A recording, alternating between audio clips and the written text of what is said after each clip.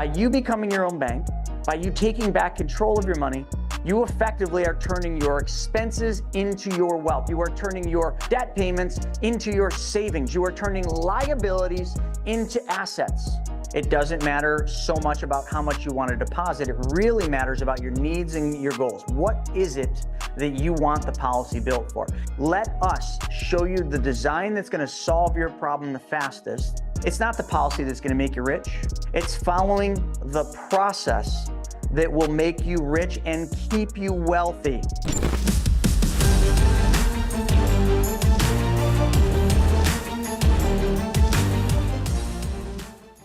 What's going on, everybody? Another week, another wealth webinar. Today is a special day. Today is a day to be thankful because it is the day before Thanksgiving. And you know, the most important thing, I think, is not just that we deliver good financial education to you today, not that we're just thankful that each of you are here with almost 70 people on the day before Thanksgiving, but I'm so thankful that we've been able to serve as many people as we have. I mean, 16,000+ clients in the US, and many of you, we've been able to help change your lives, help you create more income, protect your wealth, take back control of your money, and help you become the bank. And man, am I just thankful for that. I'm also thankful for Stephen taking some of the work off my shoulders and also helping me build this thing, and Private Money Club. But, just wanted to take a moment just to thank all of you before we get into this. And I hope all of you are going to really, really have a beautiful couple days, a great Thanksgiving, be with family, be thankful and grateful to be with them. But I'm grateful because we're going to talk a little bit about money today. We're going to talk about two things. Number one, increasing the income you have. Okay. And we're going to show you some different ways to do that. We're going to show you how to increase your wealth for your retirement accounts today. We're going to talk a little bit about something banks do every single day, and that is lending. And then I threw this one kind of in there, but I'm going to really show you how it is that we create a banking system, because there's really two components. Number one, there's a process. There's the banking process. So you got the process, but you also have the machine. If you're going to become the bank, you certainly can't use somebody else's bank. You cannot use Bank of America, Wells Fargo, JP Morgan, and please, holy crap, do not use TD Bank, with their little shenanigans with the cartel and a $3 billion, and that was like, what we did this in WTF, but it's a $3 billion fine, and that was like what they agreed to. So it was obviously more than that. That was like their plea deal. So be careful what bank you use, but if we're going to create our own banking system, we just can't use banks at all. We got to use what the wealthiest families throughout history have used. We got to use what the Rockefellers and the Rothschilds and the Morgans and the Stanleys and Walt Disney and Ray Kroc, we got to find where did they put their wealth to build their businesses, to build their family banking systems, and to do what you're going to learn today. Well, I got some news for you. It wasn't the banks. Matter of fact, Walt Disney was turned down by the banks. Not only that, the Rockefellers and the Rothschilds, two of the wealthiest families in the world throughout history, those two didn't trust banks. And the Morgans and the Stanleys, I got a video called The History of IBC on my YouTube channel. It kind of walks through the factual data of these different families. But Stephen, what business were the Morgans and the Stanleys in? Banking. Yeah, they owned banking. They owned investment banking houses, big ones. And they didn't even trust the banking system. All of those families found safety, security, and preservation of their wealth in none other than giant mutually owned life insurance companies. And they are the ones that paved the way for what we teach today, which is BYOB, be your own bank.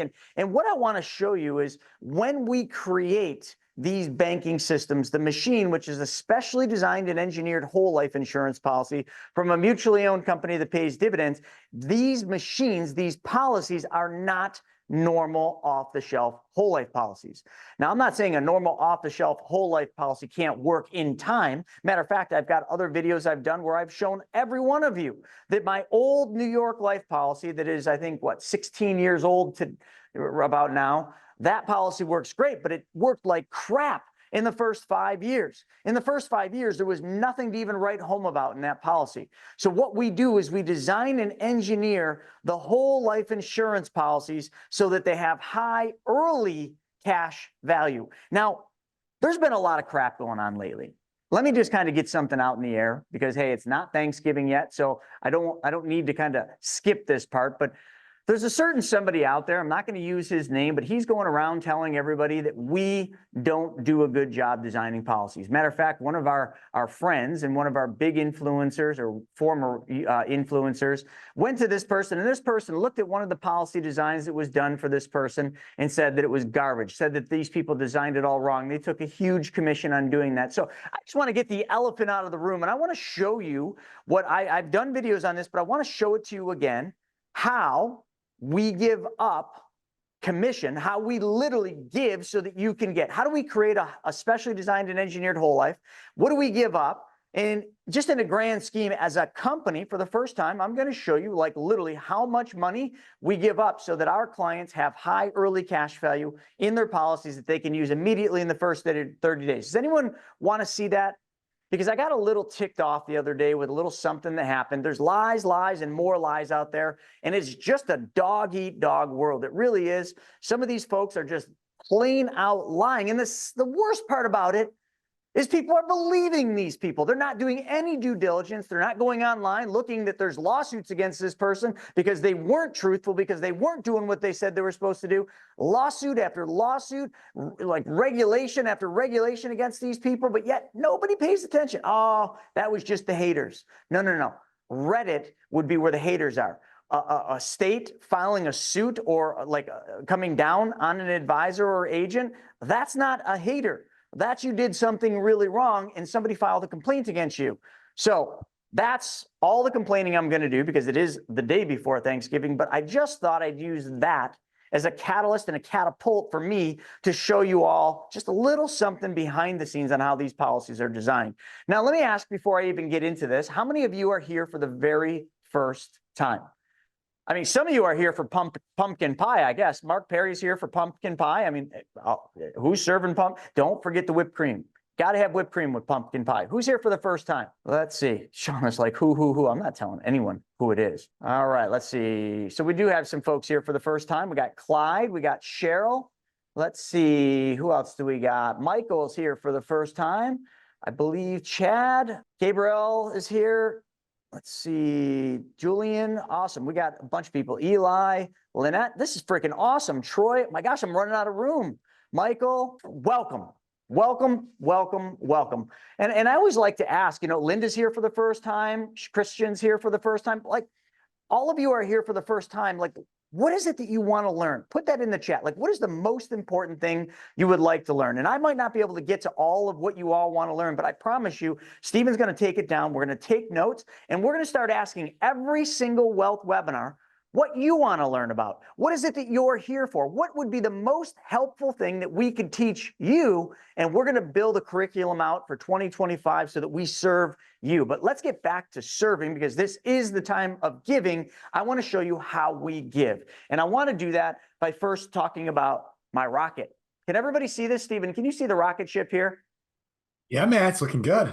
We're going to the moon, just like Bitcoin. Well, at least some think that it is, but we're going to the moon and we got to build a ship to get there. So this is our ship, and our ship has two basic components. It has a fuselage that we built out of very special space-aged material. Elon Musk, the alien, actually helped us design this thing. And Elon said that the point at the end, that's just marketing. Matter of fact, this rocket will still make it to space if we just do that.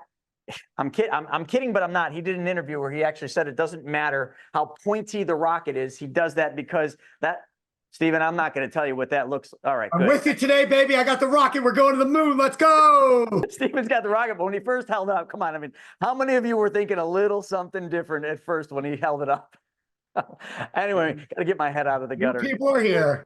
Totally got to get my head out of the gutter with that one. All right, so let's get into this. Stephen, pay attention to the chat. So we've got two components. We've got a fuselage. We're going to call that the base, okay? And then we've got rockets, booster rockets on the side. And these booster rockets, we're going to call them paid up additions.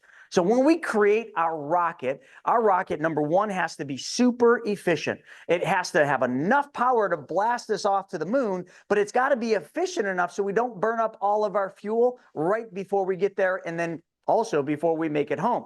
So there's a couple components. And the other thing we've got to fight is we've got to fight a really big headwind in the beginning of our trip to the moon. You see, once this ship is on the ground, once it's built like it is here, we got to get this thing off the ground. Now, this thing weighs several 100,000 tons or whatever. I don't know. I'm making stuff up, but it's heavy.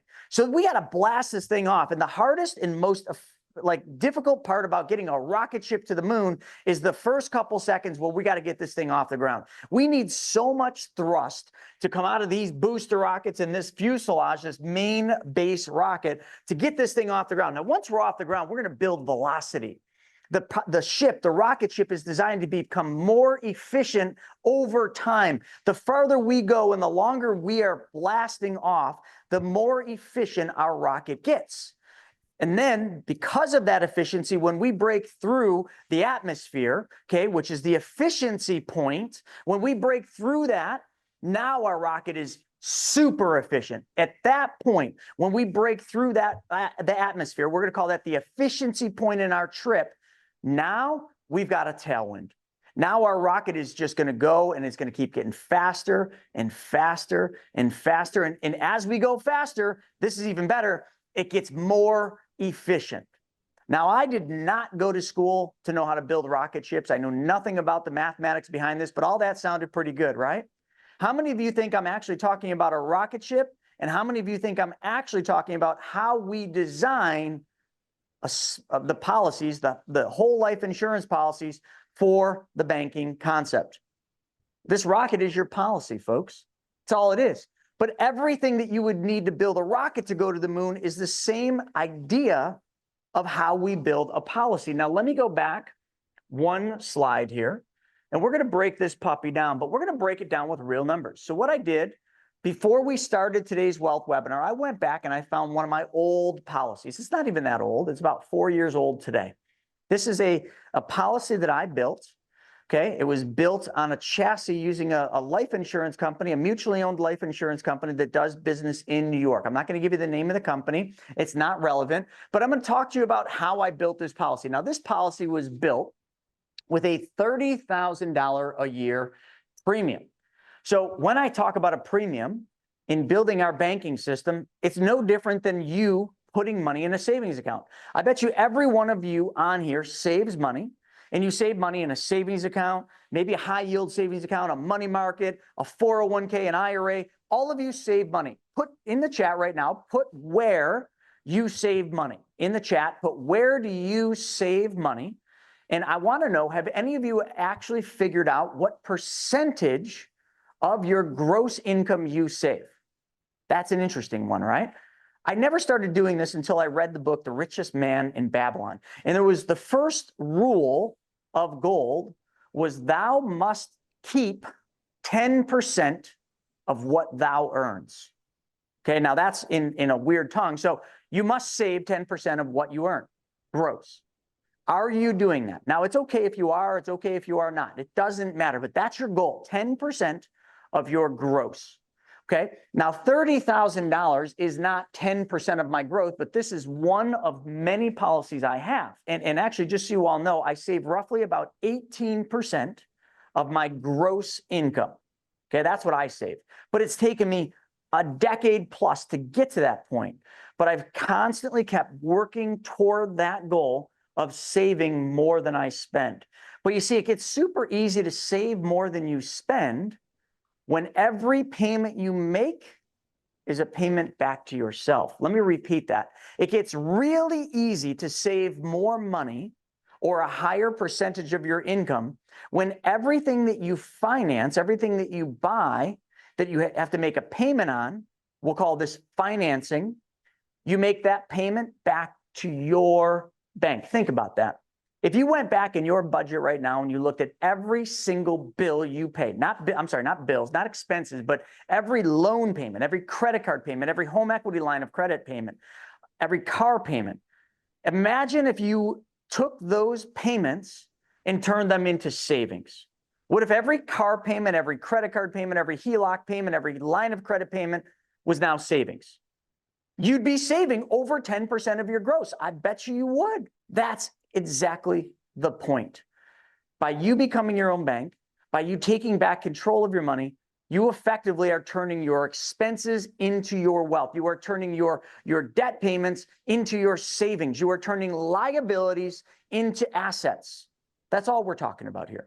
And now I'm going to show you how you do that. But the machine is so important. My machine, this particular policy, was $30,000 a year that I put in. And in the first year, at the end of the year, I had $27,534 of the $30,000 I could use. Now, let me ask you a question. If you put 30 grand in your bank account, okay, if all of you put 30 grand in your bank account, how much money could you take out at the end of the year? 30,000, right?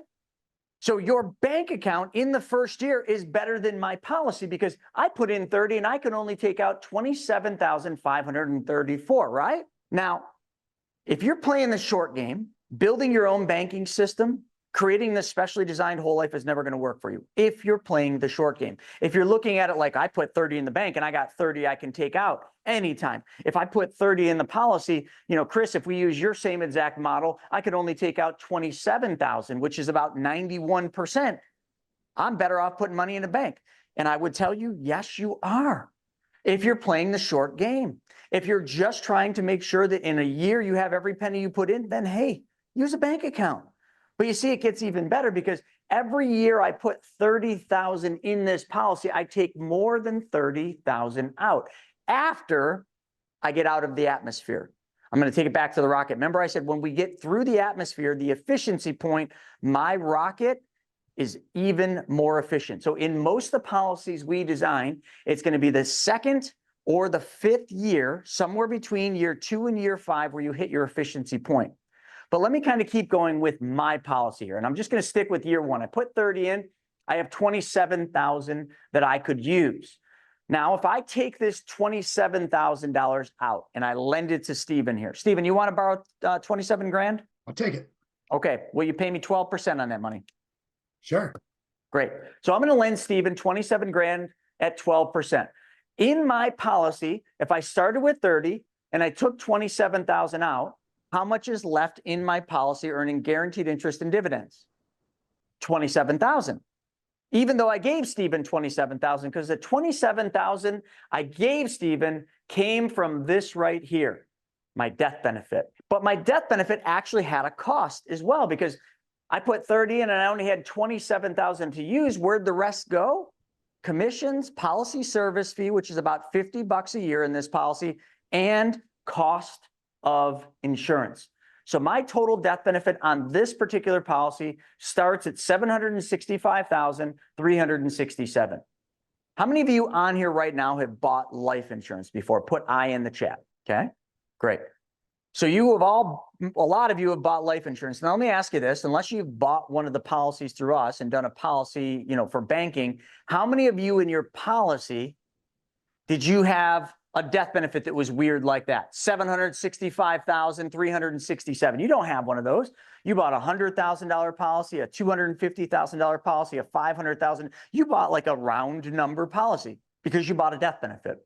You see, I didn't. When I designed and engineered this policy, I created a banking system. I created a savings system. I built the policy based on how much I wanted to save, $30,000. The IRS told me through a calculation how much death benefit I had to have in order to put $30,000 in at 44 years old. And I'm 47 now. So I put 30,000 in.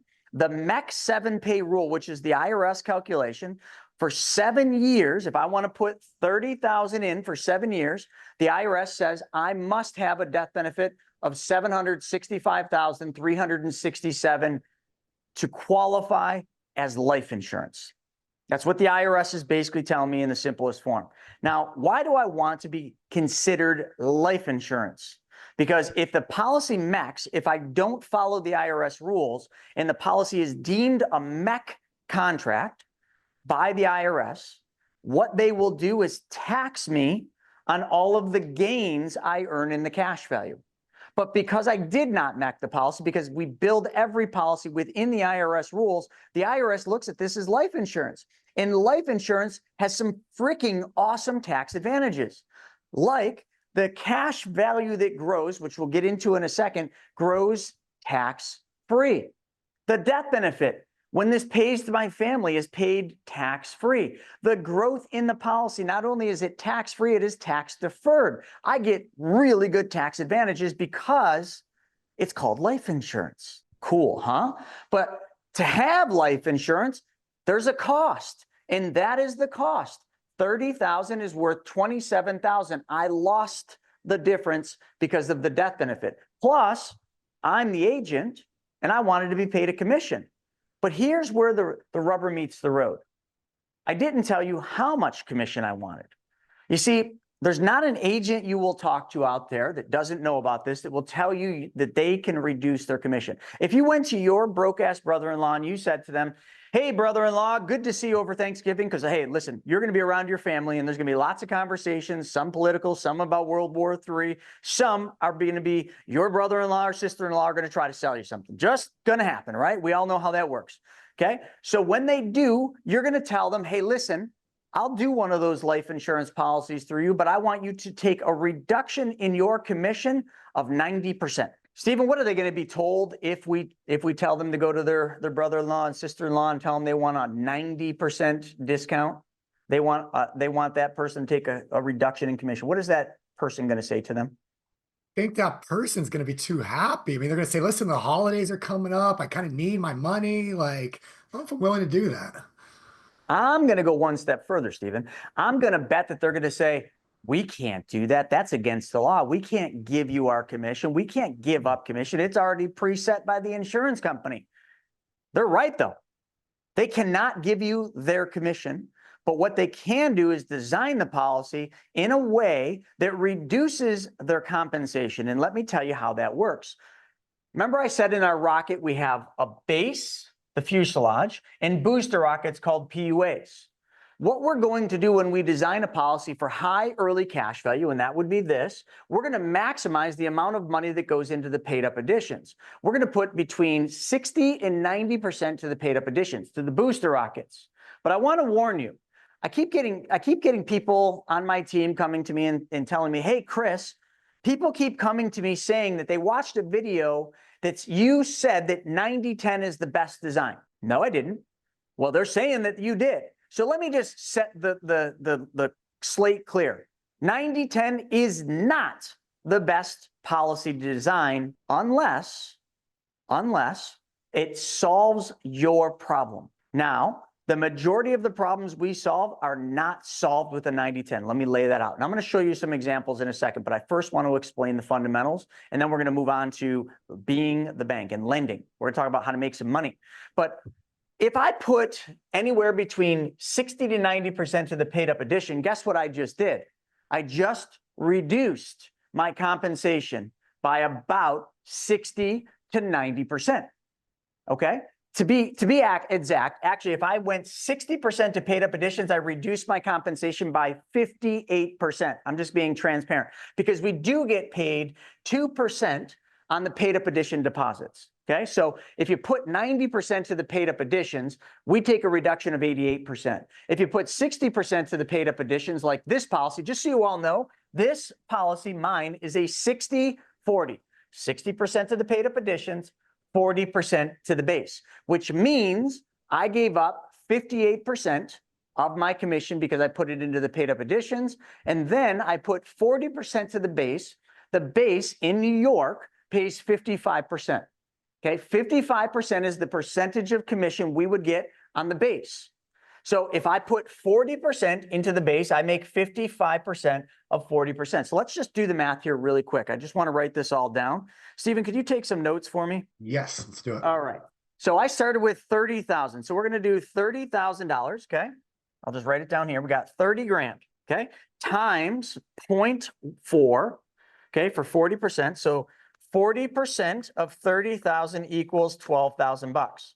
Now, if I make 55%, which I don't, but let's just pretend, if I make 55% of 12,000, that is $6,600. Okay, I'm just doing the math. Then I put 60% of the 30,000. Okay, 60% goes to paid up additions. So let's just do the math there. So we got 30 grand times 0.6. That's 18,000. I make 2% on the paid up additions times 0.02. So I make 360 bucks. So my total compensation, if that were the case on this, would be $6,960. That's how much commission I'd make on a policy that was designed like mine, except for this little caveat, which I'm going to get to. Now, if your brother-in-law built your policy and they built it with 100% base, because that's all they know, well, then just do 30,000 times 0.55, and that would be, they make $16,500, okay? That would be their commission. $16,500 to your brother-in-law, $6,960 to us. Let's figure the difference. Minus 6,960. We gave up $9,540 in commissions. Guess who gets that? You do, the client. In this case, I do in my cash value. So it's just an exchange. We give, so you get. Now, this policy works a little different because this policy does not pay 55%. This insurance company in this policy pays 11%. So now how do we really get to a super high cash value? We use a special design where the insurance company figured out a lower compensation in exchange for a higher cash value for the client. So now I made 11% on that 40%. So 12,000 times 0.11, I make $1,320. Okay, 1,320 was the amount I made plus 360. I made $1,680. I have a video that shows my commission statement. It is called How I Lost $534,000 Using the Infinite Banking Concept. Watch that video and you will see the commission statement showing this was my commission. So now I didn't just give that up. 16,000 minus 1,600, you can see the difference. So this is how we build these policies. There's no one policy that's the same, and there's a very specific reason. I just explained my policy, which was a 40% base, 60% paid up addition in a chassis that did not pay me 55. It paid me 11% on base and 2% on paid up additions. However, this policy design is not one we use a lot anymore because we found a more efficient way to build policies than this. So let me show you that. But before I show you the illustrations, well, one thing I want to point out to folks is some of you, not all of you, but 25 of you are going to have a really, really cool opportunity. And that really cool opportunity is we do this event, and we're doing it in February, and it's called The Experience. We're doing this event out at Sundance Resort, Utah, okay? It is an amazing place. It is Robert Redford's place, okay? If you've ever heard of him, it was the place he dreamed up and created. It is simply magical. I know a bunch of you have been there. Tess, I saw a few other names that have been there. It is a magical, magical place. We're going to give you the link in just a second. Your birthday's in February. Holy crap, Christian. Well, let's get the dates right out of the way. So here is the link, okay? It's BYOB Experience. It's our mastermind. We call it Rethink Money. But there is one unique thing about this mastermind. You will spend hardly zero, I don't know if I said that right, but you will spend almost no time in a conference room. You will eat breakfast in a conference room in the morning with all of us. We will grab boxed lunches in a conference room, and we might have dinner in a conference room, but more than likely it'll be a different one. Those will be the only times you are ever in a conference room. So you're just like, well, why would I go if I'm not going to learn anything? Because you're going to learn by going out and doing experiences. What do I mean by that? Well, we're going to do all sorts of really cool things. Before we get into the cool things we're going to do, Stephen, can you show what the dates are for this one? What are the dates? February 7th, 8th, and 9th. February 7th, 8th, and 9th. So, Christian, what is your birthday? Just after your birthday. Oh my gosh. How perfect is that? Your birthday's the 4th. You should come celebrate, and we would just wish you a happy belated birthday. Now, at Sundance, one of the unique things is Sundance is set up for all sorts of activities. You ever see the movie Step Brothers? You know, there's so much room for activities. I mean, look at that picture. There's so much room for activities. So we are going to do a very different thing than most of you are used to. We are going to go out and do activities. Now, you see that photo up there? That's zip lining. We did that the one time we went there. But you don't just zip line. You go to the top of the mountain. But you don't even go to the top of the mountain. You go almost to the top, And then you put snowshoes on and you walk up to the top. Now, once you're at the top, you strap into a little cable and you take that cable all the way down the mountain. Just ask Tess all about that. Okay, you got some video of that somewhere? But the other thing that we did, and I don't know if we're going to do it this February, but we went horseback riding, we went fly fishing, we did some snowboarding and skiing if that's your thing, but if it's not your thing, here's the unique part about this. We have a whole bunch of activities that we lay out. Every one of the 25 people can pick their own adventure. And they can pick the adventure based on the people that are going. So you can kind of say, hey, these people are doing this activity, so I want to do that one. Or I've always wanted to zip line down a mountain and scare the living tar out of myself, so I'm going to do this one. The one time we were in Sundance, I don't think we'll ever be able to do this one again, but we took helicopter rides. So we got in helicopters and rode helicopters around. That was freaking freaky, but awesome. So we always come up with crazy experiences to share and go out there and learn with other people. And while we're out there doing the experience, we're talking about all the things that you're learning about today. So that's how we do this. The reviews are off the charts. The worst part about this event is there are only 25 seats. And the reason we can only hold 25 people is because some of the activities, we can't fit more than 25 people. So if you're interested, we're going to put the link up in the chat. Join us. Christian, you definitely should join us for your birthday or belated birthday, and it'll be crazy fun. All right, so let's keep going. Remember that rocket ship? Here's how this works. Remember I said getting the rocket off the ground requires the most energy. Getting a policy off the ground for high early cash value requires the most amount of energy. So the PUAs are the booster rockets. Now, once these booster rockets ignite, our rocket's off the ground.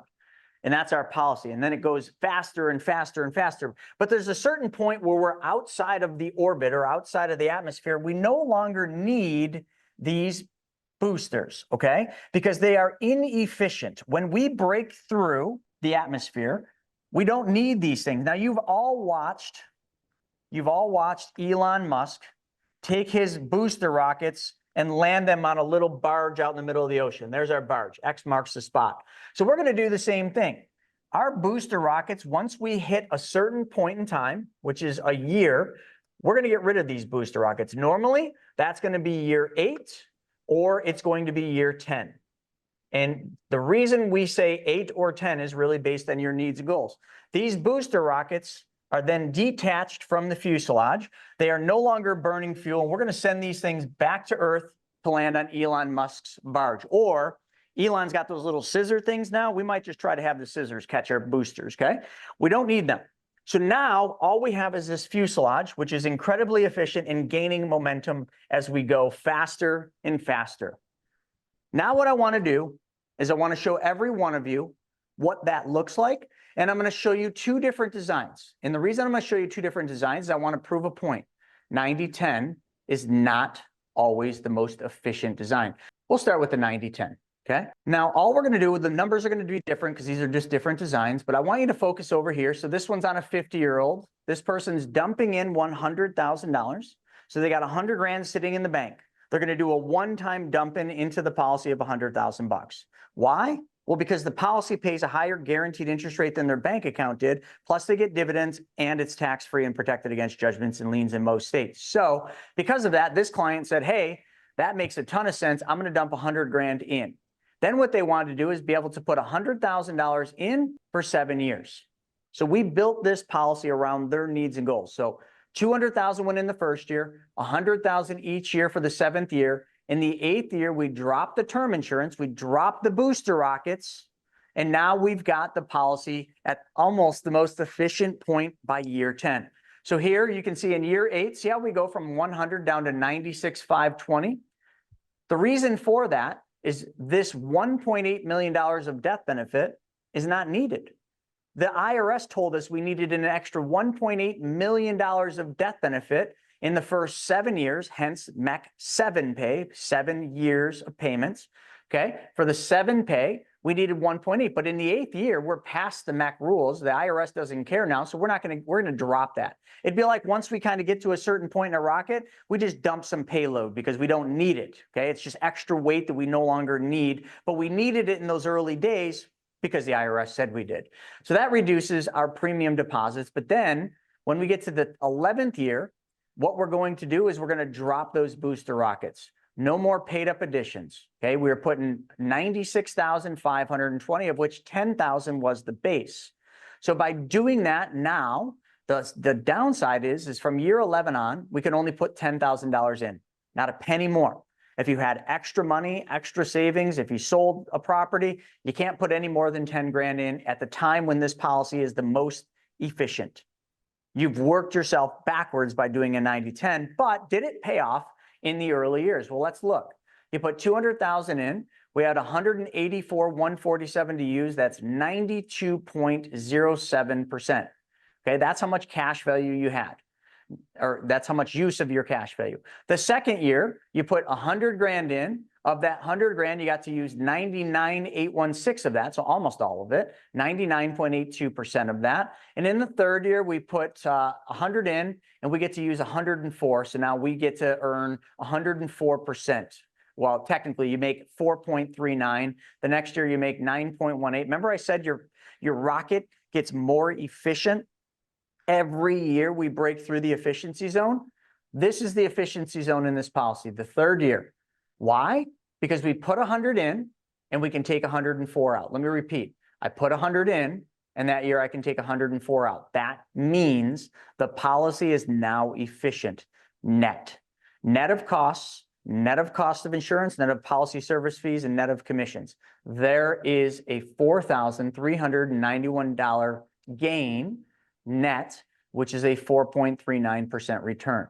In the next year, you put 100 in, you can take 109 out. That's a 9.18% gain. The next year is a 14% gain, a 19%, a 25%, and a 35%, and it just keeps climbing. But do you see here what happens in year 11? I want to compare year 10 and year 11 real quick. Year 10, we had a 47.22% gain, okay, right there. 47.22% gain. How many of you would be excited to earn 47.22% on the deposits you put in the bank this year? A lot of you would be, right? But see, the next year, it's 633%. What changed? What did we do? We got rid of the paid up additions. We got rid of the drag. And because of that, this thing rockets because we put 10,000 in and we can take 63,000 out. So if you put 10 grand in a bank account and you came back at the end of the year and you had 63,000, you effectively would have made, what would that be? 63,000. See, that's what, a 63% gain on your money. There's the numbers. These are right off the policy illustration. So now this is a 90-10. Now let me pivot. And what I'm going to do is I'm going to show you a 50-50. Now I know that's drastic. We don't always do 50-50s, but I'm going to the other end of the spectrum, which means 50%. This is Speedy Gonzalez's policy. 50% of the money this client puts in goes into the base. The other 50% that this policy puts in is going to paid up additions. So this client dumps in 100,000. I tried to get the same age, but here I'm actually making it worse because I made this client older. So I made this client 55. The other client was 50. So somebody that's 50 has a lower cost of insurance. Somebody 55 has a higher cost of insurance. So I'm trying to show you that I'm literally stacking the cards against this. So I put 100 in, and then I'm going to put 11,000 in each year. So my first deposit is 111. How much can I take out?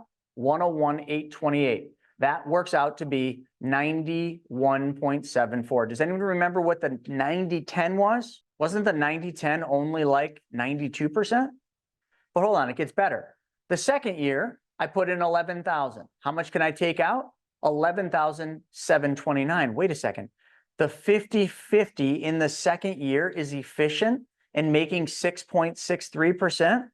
Yes, because we built the rocket to be more efficient with more fuselage, more base, which, yes, even though we get paid a little bit more in commission on this policy, you still make more. Hold on, it gets even better. The third year, you put 11,000 in, you take 12,000 out. That's a 12% return the second year. Then 18, then 25. That's way better than the other one. That's way better than my policy.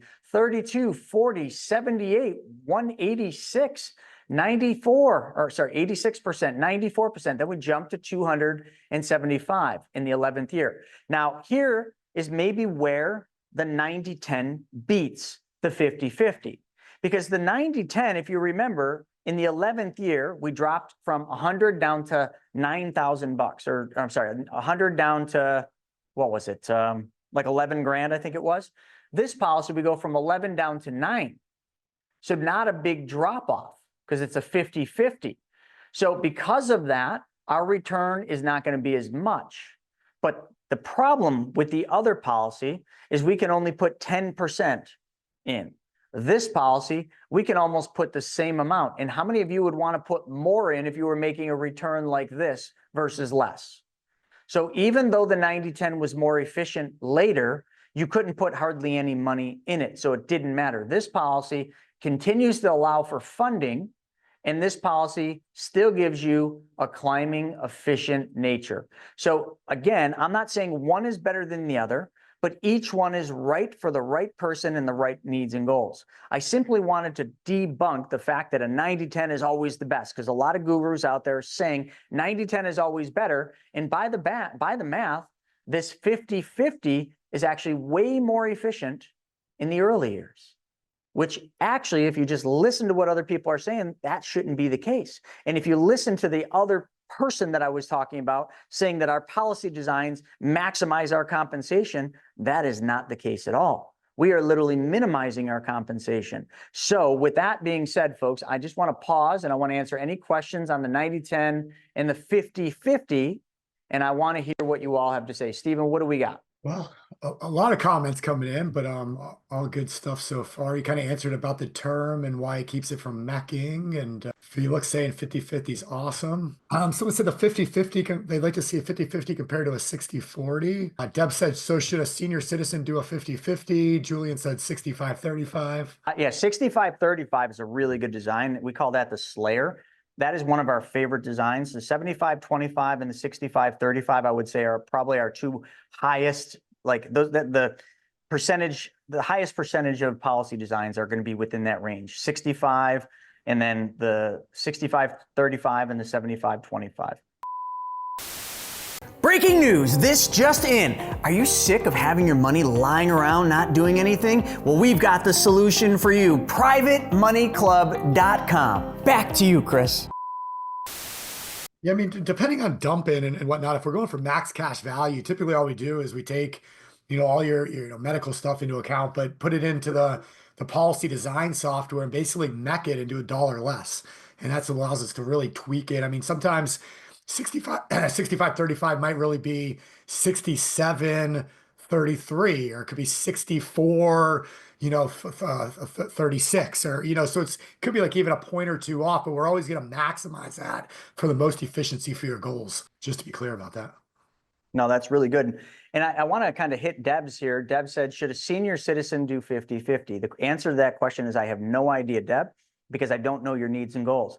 It doesn't matter about your age. It doesn't matter so much about how much you want to deposit. It really matters about your needs and your goals. What is it that you want the policy built for? If we're building you a policy to maximize for lending, we're going to build a really high cash value policy. Just like all the three that I just showed you, from my policy to the two that I just demonstrated, all of them would work really good for private lending. But if you said to us, I want to maximize the cash value in the first 3 years, what we would do, and we have software that does this, is we would run a bunch of designs and we would find which one's the best, and that'd be the one we would present to you. But we'd be happy to show you all of them. But what happens is a lot of times clients come to us and they want to see every single design. We are not going to do that.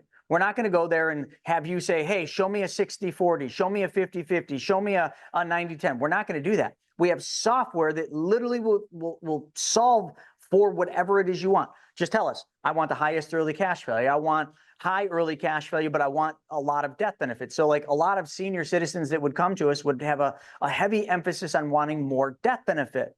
And the reason for that is that's an important thing, legacy. They want to leave more money for their family. And the older we get, the more we think about that. Or as we have children, we start to really think about that. We start to think about, oh, wow, death benefit matters. So like, listen, I just did a policy. It just got issued the other day. And I built that policy so that I had more death benefit. It's not as efficient. I think it takes 5 freaking years for me to hit the efficiency zone in this new policy, but my goal for the policy was a longer term goal, but it was death benefit. I wanted a higher death benefit, so I built it for that. So all I'm trying to explain is we will do the hard work for you.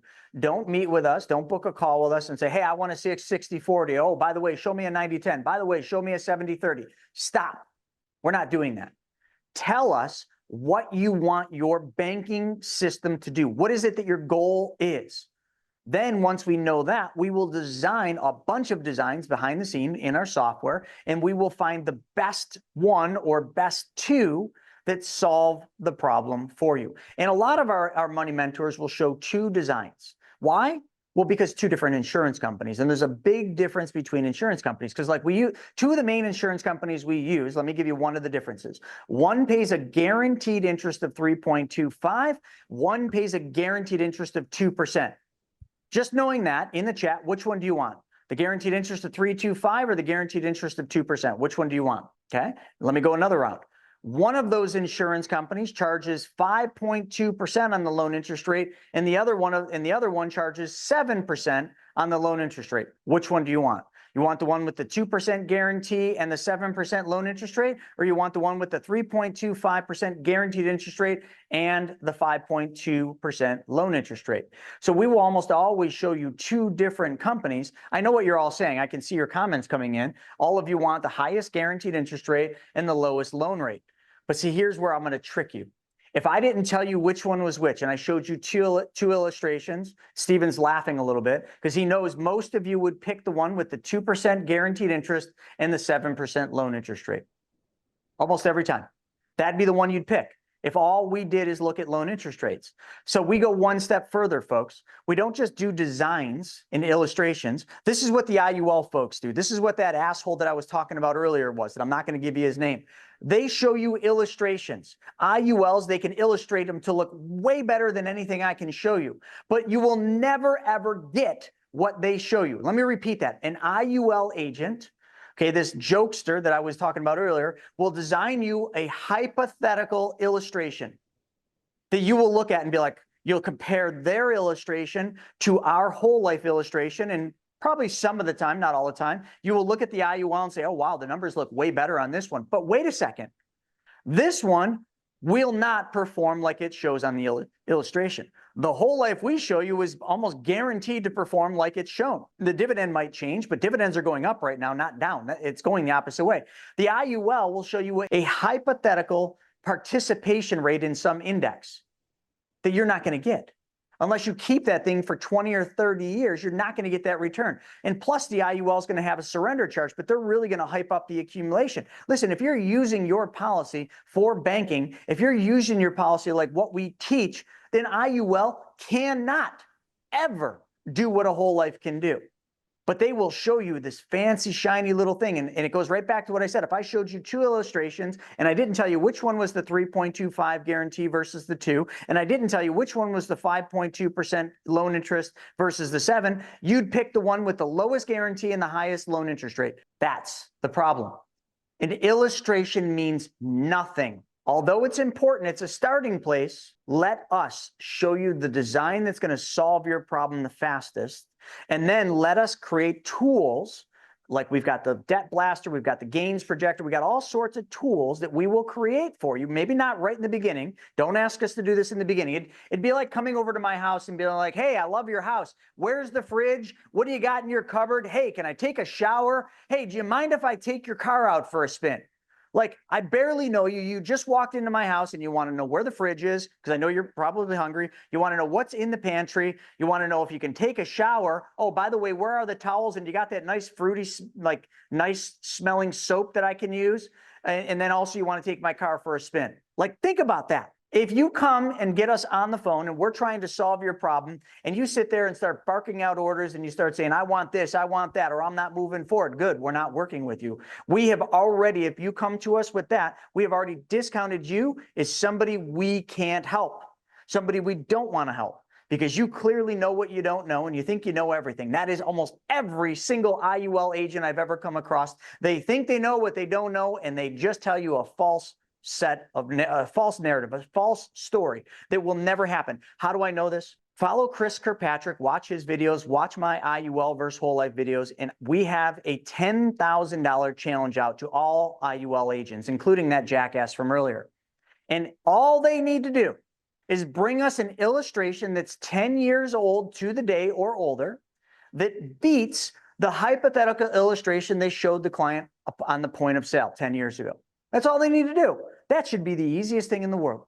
I should have had to pay out $10,000 100+ times to all these people, and we will pay it. But not one IUL agent, not even the big dogs on YouTube, the big, I don't know, whatever you call them, the gurus on YouTube, like even they haven't brought that to us because it doesn't exist. There was somebody on here. Steve, you remember that one lady that was on this wealth webinar? She kept saying, I have one of those. I have one of those. I'm going to collect 10 grand. I've got the illustration. Folks, if you could make 10 grand right now for just presenting a piece of paper, would you not give that piece of paper up? Would you not say, hey, here it is, pay me my 10 grand. And I would legitimately have Melissa, our CFO, write you a check. It'd be that simple. She was on this wealth webinar.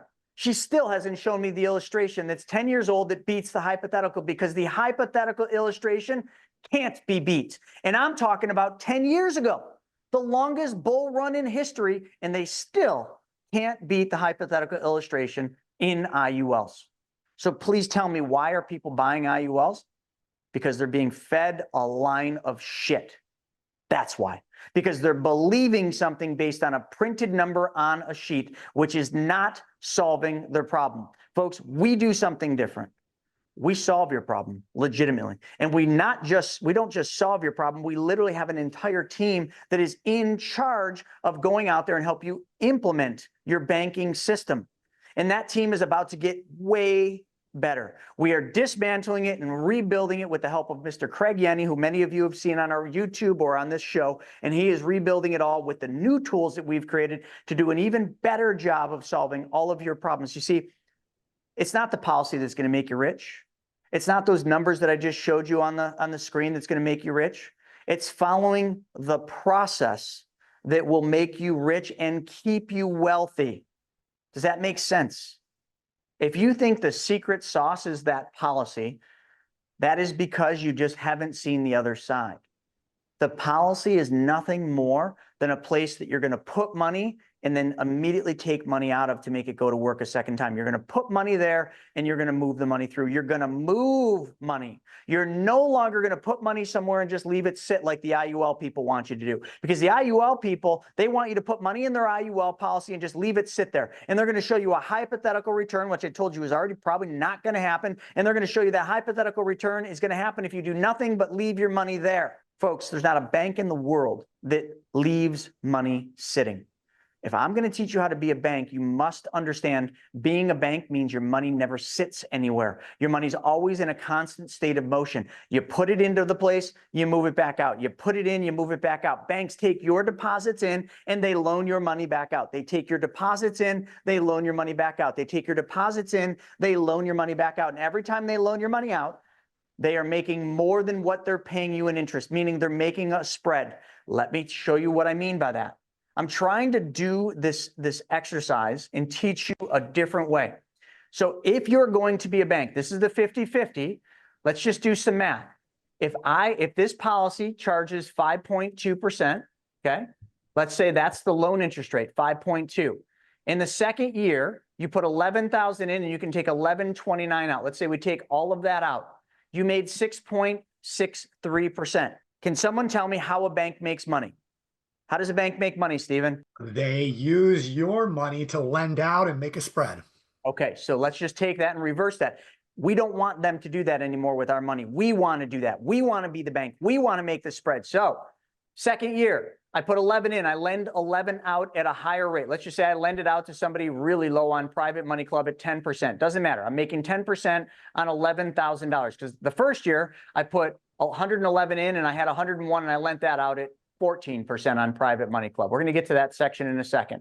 Okay, so what is Private Money Club? Some of you are asking. We're going to cover that in a second. So we lent it out at 14, but we didn't lose earning potential on all 101,000. We're still earning guaranteed interest and dividends on that.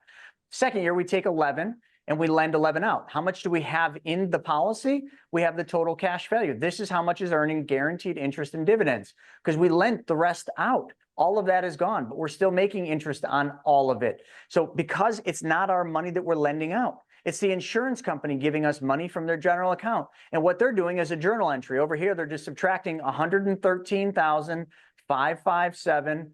Sorry, my writing's a little sloppy with this. From our death benefit. That's how they're doing the calculation. And they just loan you money from their general account and they collateralize it with your money, this 113. So now that you understand how that works, let's do the math. If you made 6.63, okay, Stephen, do the math for me here. You made 6.63, but it cost you 5.2% to take the money, to borrow the money from the insurance company. They charged you 5.2. How much did you make? So 1.42%. Now, this is going to be funny. How many of you are making 1.43% on the money you left in the bank? Put I in the chat if you're making more than 1.43 on the money you left in the bank. Anyone? 0.01, okay, left in the bank, so 1%. But so 1.43 would be better, but okay, not after taxes. Come on, someone on here has to be making more than 1.43%. Can someone just lie to me and tell me they're making more than 1.43 so I can continue on with this? All right, there we go. Anthony. All right, thanks, bud. Anthony is making 4.25%. So Anthony has money in the bank. He's making 4.25. So Anthony put in 122 in the bank, and he's making 4.25% on that money. Now, Anthony, let me ask you a question about your bank. You got a really good bank there. If you took $122,000 out of the bank, you take it out and you lend it out at 12%, because remember, we found a place to lend it out at 12% on Private Money Club. How much money would your bank pay you on the $122,000 you took out? It's a trick question. Zero. Because if you had 122 in the bank, which is the 111 plus the 11, and you took 122 out, the bank's not paying you anything because you have no money in the bank. See, the insurance company is one of the only places on earth that you can have money in an account, but still use that money every year, but not interrupt the compounding interest because you're not using your money. You're using the insurance company's money. They're advancing you part of your death benefit and collateralizing it with your cash value, and they're charging you 5.2. But if you made 6.63 the second year, you netted 1.43 plus, this is what I was getting at, Anthony, plus you made 12. Remember, in the bank, if you lent out 122, you made 12% on 122, which is certainly more than making 12% on 113. But here, we made 12 plus 1.43. So we actually made 13.43% in the second year. But wait, it keeps getting better. The third year, the same thing happens, but now we made 12. So hold on, wait, now it's 12%, 12.2% minus 5.2, which is way more than 1.43. The next year, it's 18.23 minus 5.2. And the next year, it's 25.18 minus the 5.2. That's assuming that the insurance company keeps the loan interest rate the same, but does it really matter? Are you better off lending from your bank account, or are you better off lending from your policy? If we play the math, you're better off in the long run lending from your policy. Plus, you get a death benefit if you die too soon. The bank is not giving you a death benefit for depositing money there, but the insurance company is. You are getting a death benefit. Final thing, and then we're going to move on. If you made 4.25%, Anthony, on your 122, does the bank send you a 1099 at the end of the year? Does the IRS tax you on the interest you earned on your bank account? The answer is yes. Does the IRS tax you on the interest and dividends you earned on the money in your policy? No, because when we built the policy, we built it within the IRS rules called the MEX 7 pay, and because it is deemed life insurance, it is tax-free growth on the internal buildup. Are you all seeing why we use specially designed whole life?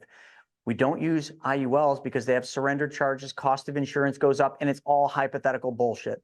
We use whole life because it's guaranteed. It's been around for almost 200 years, and it is baked in with guaranteed growth.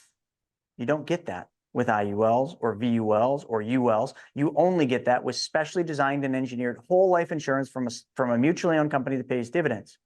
Any questions before we move on? Anything, Stephen? Just asking, do most customers keep their current term and add your program to gain cash value, or do they drop the term from other companies to do it all with you? For me, I need both insurance to protect my family and also want max cash value. Oh my gosh.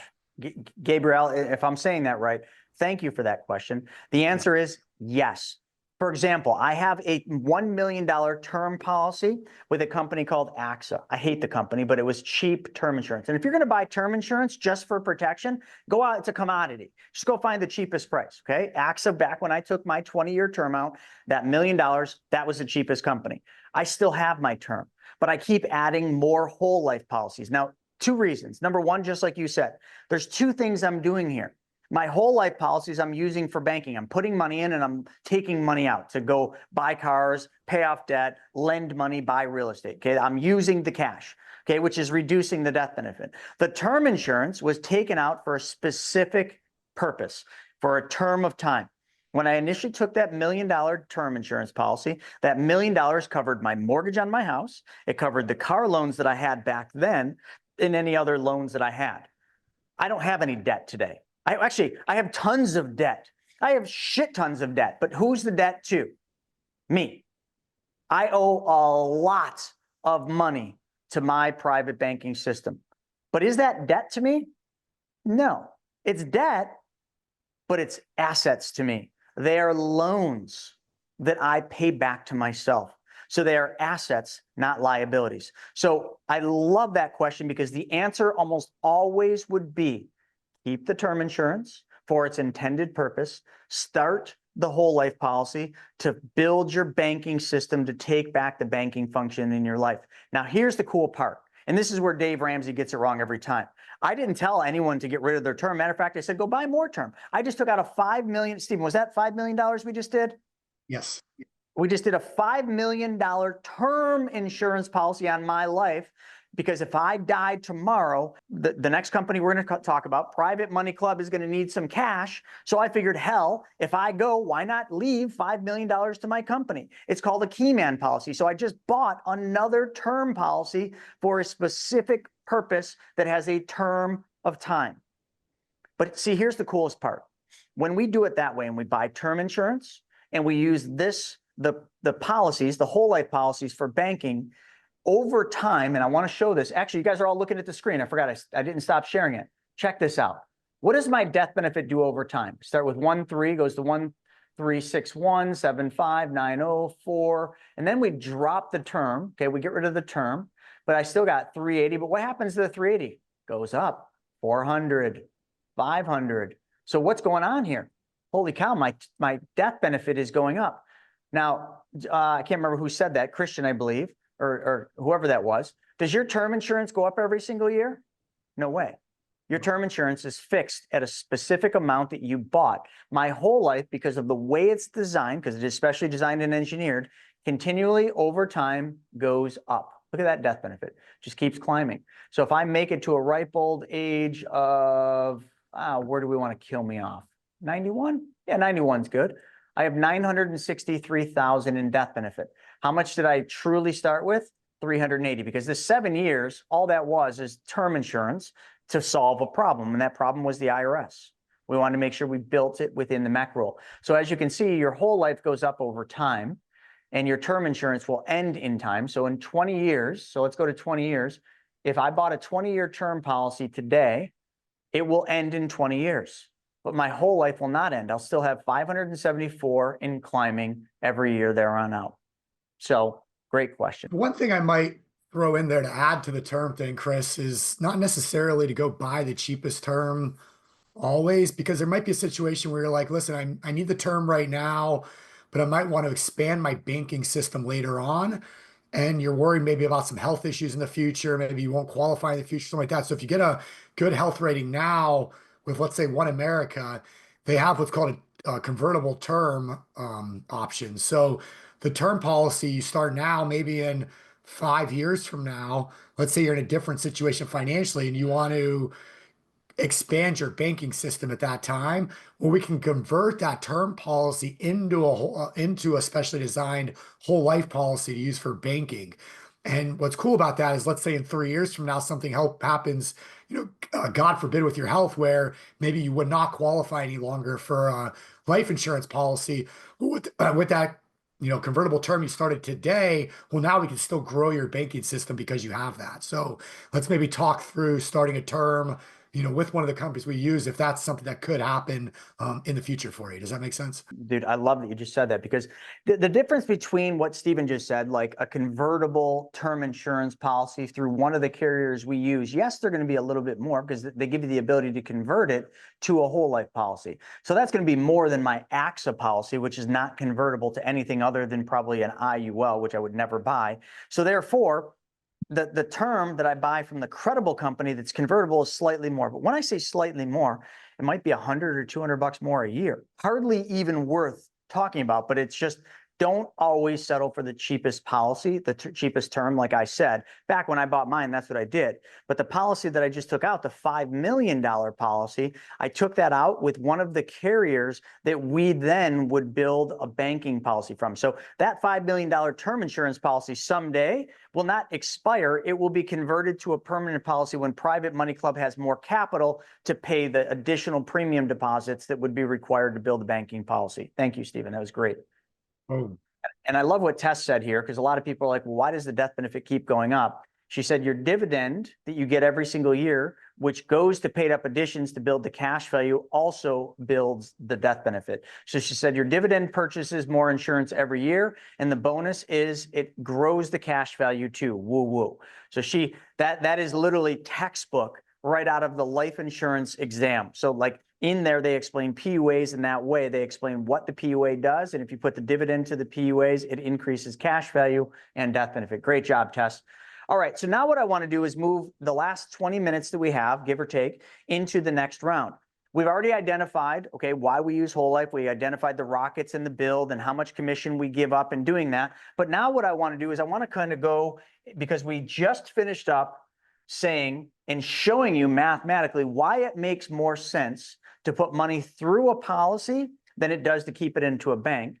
And I love Christian's question you just asked me, but I answered online. So now if the policy is the best place to put your money, where's the best place for that money to go? So now what I want to do is I kind of want to take this into a really fun segment where we're going to talk about, here's the whole life. We're going to put money into this, our savings. We're going to change where the savings goes, because number one, we're going to make a better return here. So we're going to make, and I'm just going to write it down, anywhere between, I think our what is our lowest now? 5.75?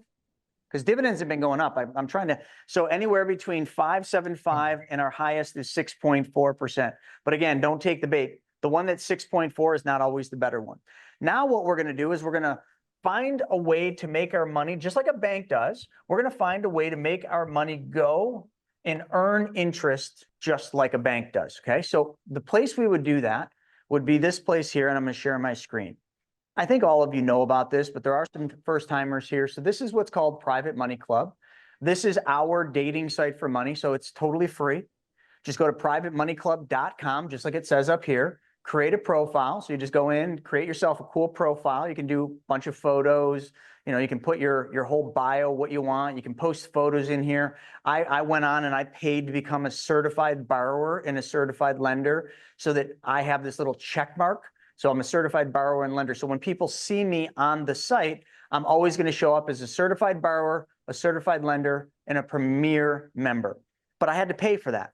So if you don't want to pay and you just want to do it for free, you just won't have these things. So when you show up online, you won't see, like here, Ron is not, but Bobby is. You can see Bobby's premier and a certified borrower. See the difference between Ron and Bobby? So if I'm looking in the deals section and I'm looking through the people, I'm going to take Bobby's deals more serious than I might Ian's. I'm not saying Ian's not a good borrower and Bobby's a better borrower, but Bobby's more educated because I know he's gone through a certification program to be a certified borrower. So you can see how they put their deals up. We can look at photos. We can click on it. We can kind of come in. He's looking for 110,000, 15% interest, 6 months, and he needs funding in 29 days. So if I was interested, I would just click, I'm interested. And I would tell him, hey, Bobby, I'm interested in your deal. Can you send me this, whatever I'm looking for? And we're going to talk about ways to protect yourself. I really want Stephen to kind of explain some things because we've had some deals go south. People haven't lost money yet, but we've had some deals on PMC that are not panning out the way they were supposed to. And there was some critical reasons why, there's some critical reasons why I did not lend on those deals. Other people did, and there's no problem with that. But the reason I didn't lend, I'm going to explain, was because I'm so risk averse and I'm always protecting my money. And one of the biggest things I'm always looking for is not the high interest rate, because Bobby's paying 15%. That's good interest rate. 6 months, sign me up. 110 grand? Yeah, I got that in my policy. So all these things are looking great. Like the house looks freaking awesome. I mean, look at that floor plan. I mean, get rid of the wallpaper, a little bit of paint. I mean, this thing could be a killer house. I could keep going through and looking at everything. Yeah, let's get rid of the gold and let's do something different there. Let's put some different countertops on. So this is not, oh, look at how pretty that room is. Come on, how many of you would love to sit there in the morning drinking your coffee? So like you can get into the deal. It's a 4-bed, 3-bath. Perfect, 1,800 square feet. He's willing to pay you 3 points on the back end. So not only is he going to pay you 15% interest, he's going to give you another 3 points. So that's like making 18%. The thing's worth $380,000. It's got a golf course lot. He bought it for $255,000, so he's doing pretty good. Rehab's 45 grand, which I can see. Doesn't look like it needs a lot of work. And then he goes on to give you more information. But I'm looking for one thing in particular that I'm not seeing. If I lend Bobby $110,000, am I in first position or second position on the mortgage? Stephen, do you see anywhere where it tells me that? So the first thing I would ask is this deal a first position lien or second position? Is there anyone that doesn't understand what that means? In the chat, if you don't understand what this means, we need to talk about this. So Tara just said second because it's not stated. And I would agree. I would agree that Bobby on this deal is more than likely a second position. So let's talk about why. Well, down here, Bobby told us that he purchased it for $255,000. He's raising $110,000. His rehab's 45 and it's worth 380. The thing I'm asking is one of two things. Did Bobby put his own money up to buy this property at $255,000? And if he put his own money up and bought it for $255,000, why is he raising $110,000? I could only guess that what Bobby did is went to a hard money lender or a bank and got a loan for probably 70% of his purchase. Then what he's doing is he's raising money to pay for the rehab and take his money back out of the deal, which would put you in second position on this deal. Now, let's just talk about this. Bobby, he's a certified borrower. He's done lots of deals. We know of Bobby. I've never done a deal with Bobby, so I can't give you any credibility or anything on that. I know he's been on the site for a while, and I haven't really heard any negative things, to date or anytime recently about him. But I definitely know him paying 15% in 3 points. That's pretty high. And that's probably because there's more risk. If you're second position on a deal and the deal goes south or something happens or the company or Bobby or anyone else, I'm not going to use Bobby's name because I'm not insinuating anything, but if something were to happen to the borrower where they can't afford things, there's a couple things you need to take into consideration. Number one, if Bobby could not pay the interest on that first lien loan, which is a bank or a hard money lender, that I'm making an assumption here, okay, and I'm just going along with what Tara said, okay, making an assumption.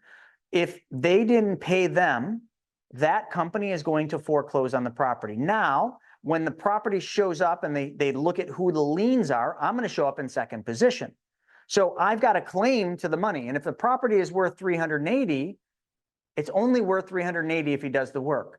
But let's say he does half the work and the house is half finished. Is it worth 380? No, it only might be worth 300. Let's say the market shifts and the pricing goes down in this area. So now it's not worth 380. Now it's worth 300. He paid 255, but he's got a first lien loan of, I don't know, call it 100 grand. the first lien loan takes precedence over my second lien $110,000 loan. So therefore, I carry the worry and the risk of being in second position under somebody else that I don't know the details. Now, could you ask Bobby, who's in first? Give me the details, show me the loan. Yes, and he probably would. But you just have to understand, if you're going to take the bait is 15% and 3 points. Understand you are putting yourself in a riskier deal, which is fine. Risk versus reward. We always know that. But I'm simply explaining you're taking additional risks. Thanks, Gabrielle. Thanks for being here. Will there be a link? Yes, this will be up on my YouTube channel probably in a few days. It'll be edited and put up on there. All right. So anyway, I want to keep going here with this. Private Money Club. Chris, just one more thing to add to that. So the other thing with second lien is, don't forget, it's not only in a legal situation, that the first position is going to have the rights to the money first and all that stuff. It's also from the borrower perspective. If things start to go AY or get delayed or whatever, they're going to really cater to that first lien lender, because that's the person that can foreclose first and really go after it. Where the second lien position, if nothing's going on with the first, they can kind of stop paying them. There's not a whole lot they could do until that first lien position person does something. So if they're catering to the first, maybe they're still getting paid, but maybe the second position stops getting paid, because they're trying to prevent that foreclosure from happening or whatever. So there's not only on a legal side, but also on a financial side, you're kind of the redheaded stepchild, so to say, as well. No offense. Right.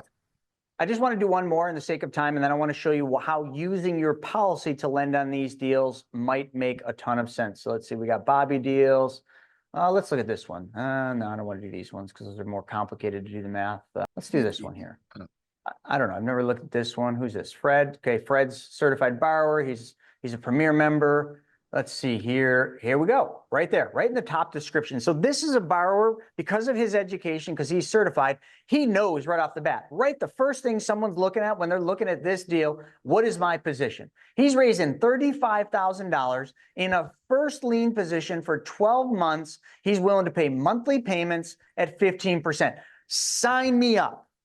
Now you're talking my language. Now I'm feeling good, because if this is really the house, now I would do my due diligence. I'd pull the address up. I'd look at the property. I'd make sure that that address actually is that house. Notice how there's no address here. It just gives the location. So I'd be asking Fred, hey, send me the address of the property. I want to see real photos. I want to see an appraisal. But holy crap, this property worth 120, he's raising 35, which means he's got skin in the game.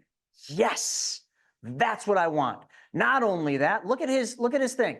He's a tax analyst. Do you think a tax analyst is going to know a thing or two about being a good borrower? Yeah, I'm feeling good. He's an MMA gym owner. Look at, you can see all this stuff.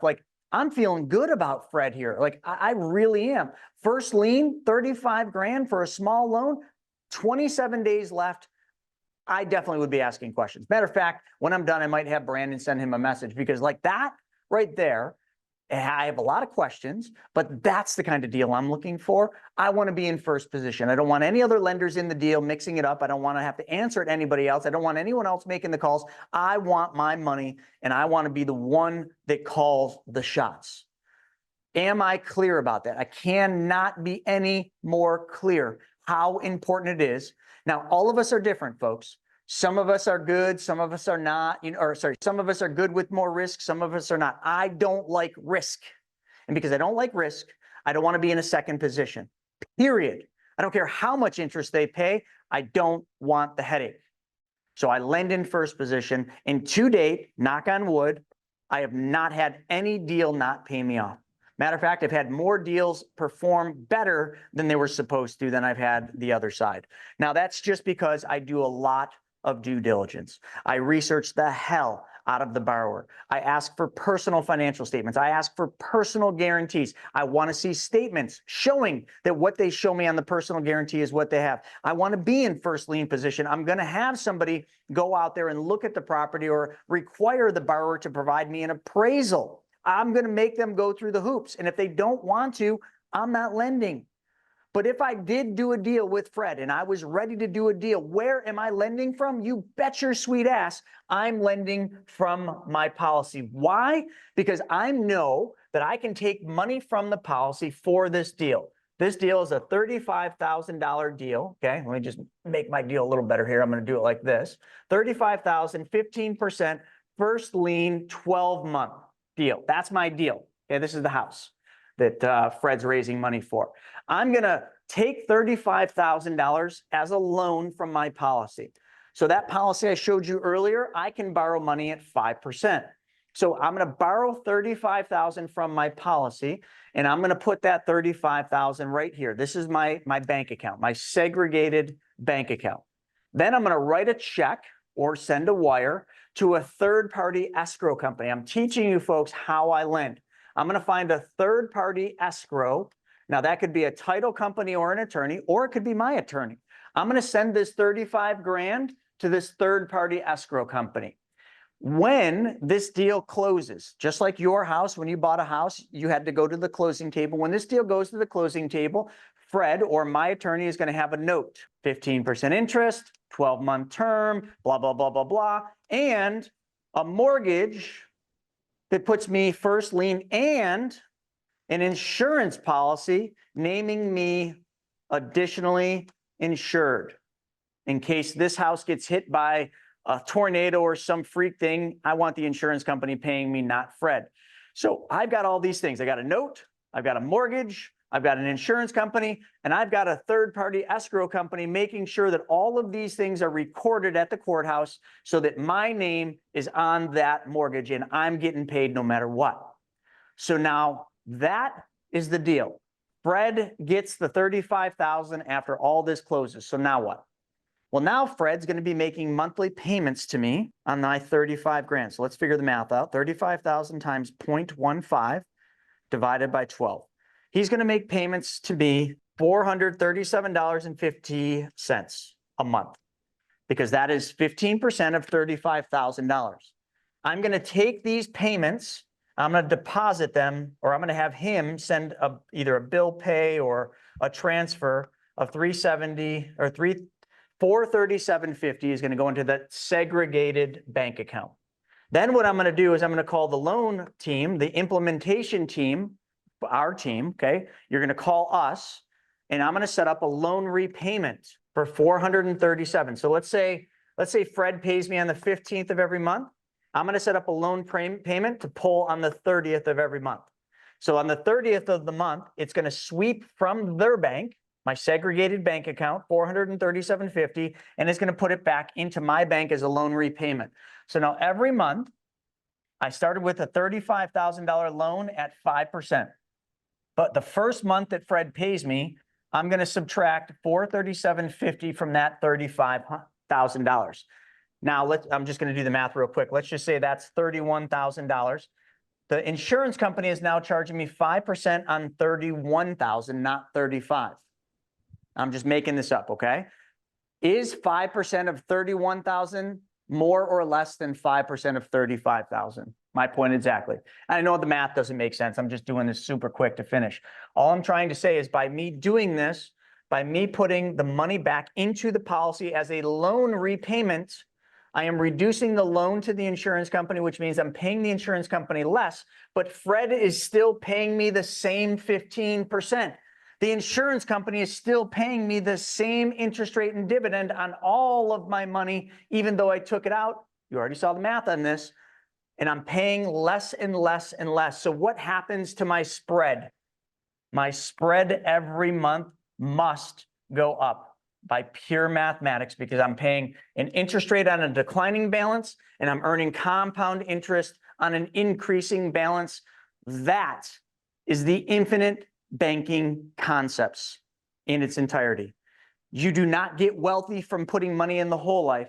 You get wealthy from moving money over and over. And I took a little extra time because Stephen wanted me to talk about how do you mitigate risk? How do you reduce risk when you start lending? I'm going to finish with this. The best advice I can give every one of you is never invest in anything that you do not know, like, and understand. Let me repeat that. Do not invest in things that you do not know, that you do not like, and that you do not understand. When I showed you Private Money Club and I showed you Fred, he is a certified borrower, which means he knows, he likes, and he understands real estate as a borrower because he was trained and went through a certification program.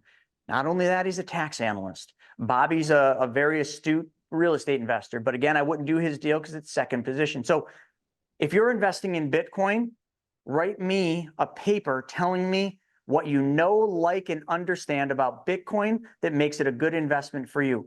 99% of the investors investing in Bitcoin cannot tell me that. If you're going to be a lender on Private Money Club, get educated. Understand what you're lending on. Understand how to be a good lender. Understand why you need to protect your money when you're lending and what the few simple steps are that you need to follow. And you can get all of those by joining us every Thursday for Quick Start, okay, which is a training. It's totally free. Every Thursday, I'll have Shauna or Stephen put it up on there. We do a free training called Quick Start with Noah. He gives you the fundamentals. If you really are serious about this, get into the Accelerator Coaching Program, which Noah does, which really, really solidifies you as a very serious borrower. You will know and understand how to be a borrower or a lender. If you're like the ultimate, you want to be like Fred and Bobby and me, and you want to be a certified so that people take you super serious on Private Money Club, become a certified lender, and it's about $1,000 a year to be called a certified lender or a certified borrower. If you do those things, folks, you will know, like, and understand what you're doing on Private Money Club. You will make a ton of money and you will mitigate your risk because you will have the education and the knowledge to do just that. That is some of the most important advice I could give any one of you. And I appreciate, I know not everybody made it right to the end, but we will be sharing this on my YouTube channel, which is at the Chris Naugle. This will be up there in a couple of days. You can watch the repeat. You can learn from this. This is the best free advice you'll probably ever get. Most people charge thousands of dollars for what you just got here in an hour and a half, but I wanted to give my gratitude and my thanks to each of you for being here. And because today's a special day, the day before Thanksgiving, I also want you to go out tomorrow and be thankful for everything you have and be thankful for what you don't have. With that being said, thank you for joining us for Wealth Webinar. Stephen, do you have anything to close this out with? Oh man, just so much going on, so much to be thankful for Thanksgiving here tomorrow. I hope everyone has a great time. Thank you all for being here. We're gonna have a full host of shows in December, getting ready for the New Year's, talking about planning, what to expect. Of course, at the end of the year, wrapping up different business things to get prepared, different tax things to get prepared. So we'll start diving into that in December, but I hope everyone enjoys their Thanksgiving. And I put a link over in the chat box. I'll put it again right now, but it has a registration or how to watch all 6 of our weekly shows. So if you're on here right now, kind of like this was awesome, or, a lot of this went over my head, whatever, you got to start somewhere. So just come around the campfire, hop on these when you can. If you miss any of them live, they do all go on the YouTube channel. So at the Chris Naugle on YouTube. So you can make sure you go subscribe on there so you're alerted when we do put out new material. But the easiest thing is just follow along, hop on the webinars. They're all free of charge each week. I mean, some of the more hands-on coaching and training, like in PMC with Accelerator, there is an investment in yourself, but you got to ask yourself, if I'm going to take my hard-earned money and I'm going to start lending it, I'm going to start getting into real estate, I'm going to start doing things that I've never done before, is it worth it to spend a little bit of money to make sure you're doing things the right way to protect your hard-earned money for years and years and years, and really for a lifetime to come? And those of you that are new to infinite banking, I'll put the link over there one more time to schedule a call. All of our money mentors that you'll talk to, they are all personally trained by Chris and myself. They are all good friends of ours. We've known them for many years. They attend all of our events. They're all Nelson Nash Institute certified infinite banking practitioner program certified practitioners. They all use infinite banking in their own lives on a daily basis and have for many years, and they all own businesses. So you guys are going to be meeting with the best of the best that's out there. And our money mentors are trained to do one thing, is to help you take back control of your money and solve your money problem, whatever that is, whether that's you're somebody that's in debt and you're like, I got to get out of debt so I can start building wealth. Maybe you have millions of dollars in the bank. millions of dollars in stocks, whatever, you're like, I got to do something because I know something's about to happen in this economy, in this country, whatever. Like, let's set yourself up. But the best way to get over this is education and having support. And that's what we've created for you by using the Money Mentors, by using our PMC success team and providing all this education. So just take advantage of it. I mean, we just all met in Buffalo at the Buffalo BYOB headquarters last week for planning meetings. And, we're going to continue this into 2025. And believe it or not, we're probably going to even put out more education and training on a weekly basis. So with that being said, though, thank everyone for being here. We look forward to working with you guys leading into the end of this year, of course, through 2025 and many years to come. All right, so I hope you guys enjoyed that episode. We're putting up tons of them, but I think if you like this one, you'll probably like that video as well. Not only that, I've got a book that I created, Mapping Out the Millionaire Mystery, where we actually show you what the wealthy do in the game they play with money. I want you to have that for free. And if you want to know about all my new videos coming up, click that alert button. Actually, smash that alert button, and you'll be notified every time we put a new video. So we'll see you on the next episode.